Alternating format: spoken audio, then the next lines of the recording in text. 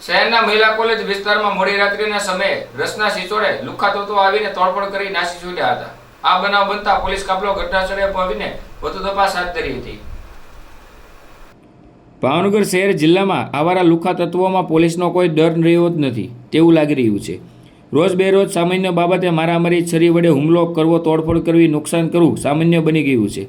ત્યારે ગત રાત્રિના સમયે શહેરના મહિલા કોલેજ સર્કલ પાસે આવેલા નવરંગ રસના સિચોડે 5 થી 6 ઇસમોએ જૂની અદાવતની દાજ રાખી યુવક પર હુમલો કર્યો હતો અને સિચોડે તોડફોડ કરી તમામ સામાન રોડ પર ફેંકી દીધો હતો. બનાવ સ્થળે ભયનો માહોલ સર્જાયો હતો અને હુમલાખોરો આતંક મચાવી નાસી છૂટ્યા હતા. આ બનાવ અંગે ઘોઘરવાડ પોલીસ સ્ટેશનનો કાફલો ઘટનાસ્થળે પહોંચ્યો હતો અને તપાસ હાથ ધરી હતી.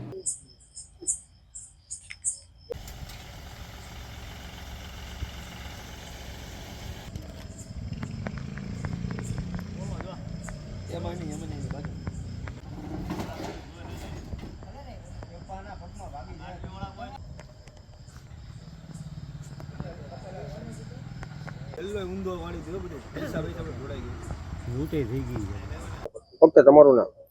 ચૌહાણ દર્શન મનહરભાઈ. આ કયો એરિયો છે ને શું બનાવ બન્યો? મહિલા કોલેજ એરિયો છે, ત્યાં મારો શેરડીના રસનો સિસોડો છે, નવરંગ રસ ડેપો.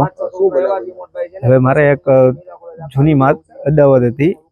એક ગૌતમ ધીરુભાઈ મકવાણા, હિરેન ધીરુભાઈ મકવાણા, એના પપ્પા ધીરુભાઈ મકવાણાની બધા આની થોડોક સમય પહેલા મારે એક માથાકૂટ થઈ હતી. એના ભાઈને હોસ્પિટલના સમય મેં પૈસા આપેલા હતા. એ પૈસા જ્યારે મેં એની પાસેથી માંગવા માટે ઓલું કર્યું ત્યારે મને એમ કીધું કે તું આનંદનગર આવ.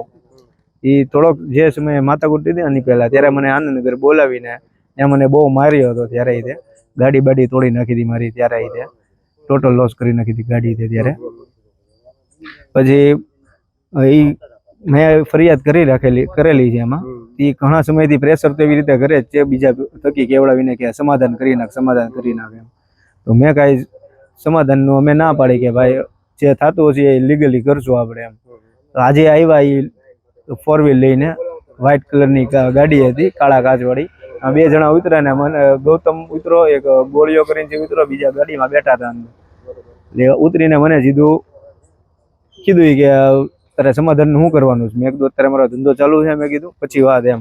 તો એ સીધો મને સાઈડ મારી બાજુ આવીને મને એક જણા પાસેથી પકડ્યો ને મને માર્યું. ટૂંકમાં 2-3 લાફા માર્યા ને એવી રીતે ને બધું તોડફોડ કરતા હતા. એટલે અમે ગાડી બોલાવી, એટલે એ લોકો પછી ભાઈ ગયા. એ લોકો ગાડી આવી પછી ગાડીમાં બેઠાડીને મને લઈ ગયા. અમે હજી અરજી કરતા હતા. પછી પાછા એ લોકો આવીને 5-6 જણા આવીને હાવ તોડી નાખ્યું, બધું તોડી નાખ્યું. તો હજી અંદાજ ન લગાડે, કેમ કે ગ્લાસ કાંઈ રહ્યું નથી. એમાં આખા દિવસનો વેપાર હતો ગલ્લામાં, એ લઈ ગયા છે, એને લૂંટી ગયા છે એ લોકો. ગલ્લામાંથી બધા રૂપિયા વયા ગયા છે, કાંઈ વધ્યું જ નથી, બધું તોડી નાખ્યું છે. રસના ના અમે કરવાની છે અમારે.